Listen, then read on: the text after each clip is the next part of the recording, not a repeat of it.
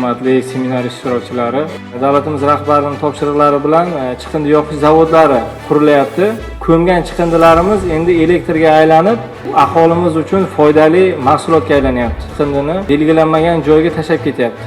Kamera qo'yilganini ko'ryapti-da, yuzini berkitib, qaramasdan ketyapti. Hamma mahalla fuqarolar, shu mahalla faollarini ko'rib turganimdan juda xursandman. Muhtaram prezidentimizning loyihalari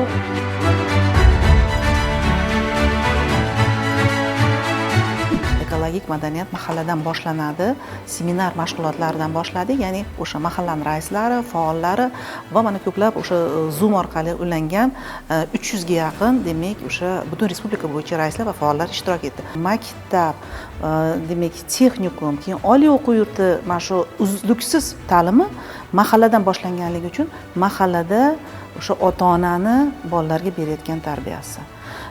Bitta bolaga 7 mahalla boshlaydi. Ya'ni shu uchun mahalladagi mana shu bugungi kundagi seminarimiz nafaqat o'sha mahalla raislarini va mahallalarda shu kabi seminarlarni davom ettirishga qaratilgan. Prezidentimiz bugun e'tibor berayotgan yo'nalish ham shu ekologik madaniyatni yuksaltirishga qaratilgan. Agentligimiz tomonidan har oyda mahallani chiqindidan xoli hududga aylantiramiz aksiyalari o'tkazib turiladi. Bugungi kunda aholini sanitar tozalash xizmatlari bilan qamrab olish darajasi 8% tashkil qiladi.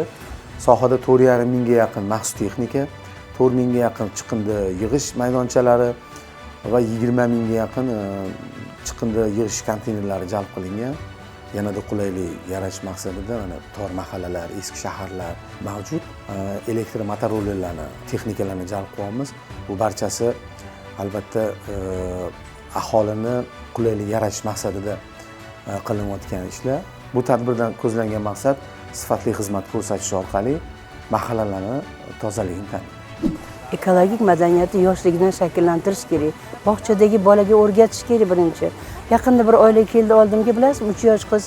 Oyjon, men bu konfetni qog'ozini qatga tashlaydi deyapti. Oyisidan so'rayapti. Oddiy konfetni qog'ozini balang. Bolam hamma narsa oddiy narsadan boshlanadi. Shu bolada ona shakllantirgan oilada. Demak, ertaga hech qachon chiqindi tashlamaydi.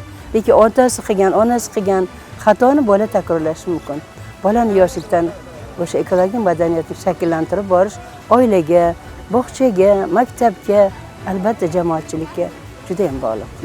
Ekologiya qo'mitasi bilan birgalikda hamkorlikda nima ishlar qilib borish kerakligi bo'yicha aniq ko'rsatmalar berildi. Mahallada sodir etilayotgan chiqindilar bilan bog'liq holatlar, atmosfera havosining ifloslanishi, daraxtlar noqonuniy kesilish bilan holatlarda ularning oldini olish, mahallani o'rni bu borada va roli bo'yicha qayerga murojaat qilish kerakligi bo'yicha aniq bir ma'lumotlar berib borildi.